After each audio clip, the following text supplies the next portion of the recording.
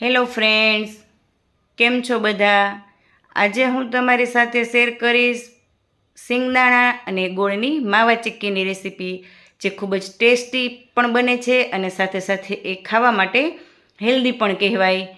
તો આ માવા ચીક્કી બનાવવા માટેનું હું જે તમને માપ કહીશ એ પરફેક્ટ માપ સાથે બનાવશો એટલે તમારી માવા ચીક્કી જે છે એ એકદમ આ રીતે જ પરફેક્ટ બનશે.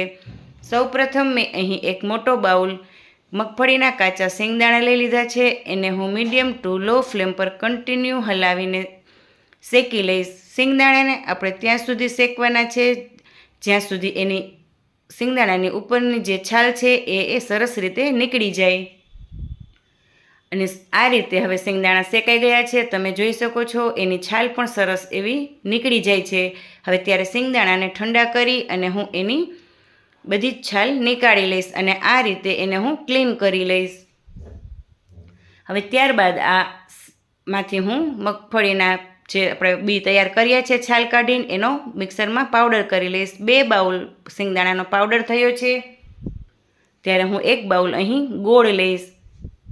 ગોળ અહીં આપણે આ રીતે કોલ્હાપુરી લેવાનો છે એટલે ચીક્કી જે છે એ એકદમ સરસ બનશે. ઉપરથી હું 2 ચમચી ઘી એડ કરીશ અને મીડિયમ ટુ લો ફ્લેમ પર ગોળનો પાયો તૈયાર કરી લઈશ. આ ચીક્કી માટેનો પાયો આપણે એકદમ આકરો નથી લેવાનો, પરંતુ થોડા ઘણા એવા બબલ્સ થાય અને વ્યવસ્થિત રીતે ગોળ સરસ ઓગળી જાય ત્યાં સુધી એને આપણે કન્ટિન્યુ હલાવતું રહેવાનું છે. ગેસની ફ્લેમ મીડિયમ ટુ લો રાખવાની છે, જેથી કરીને આ જે ગોળનો પાયો છે એ તળિયે બેસી ન જાય. ગોળ સારી રીતે ઓગળી ગયો છે અને હવે એમાં બબલ્સ થાય ત્યાં સુધી એને રહેવા દેવાનો છે. તમે જોઈ શકો છો એમાં સારી એવી રીતે બબલ્સ થવા લાગ્યા છે.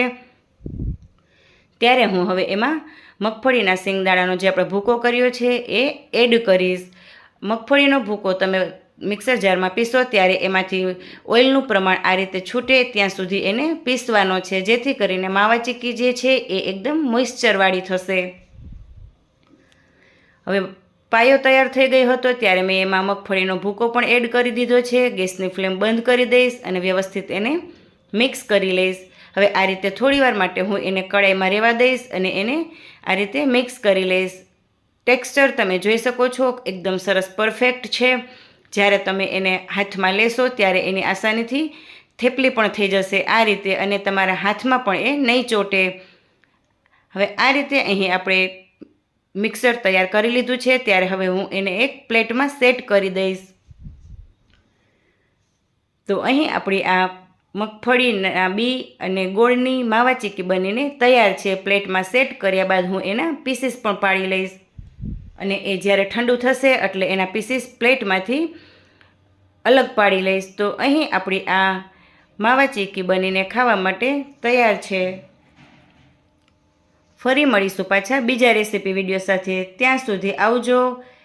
એન વિડીયો પસંદ આવે તો લાઇક, શેર એન્ડ કમેન્ટ કરવાનું ભૂલશો નહીં. Thank you for watching.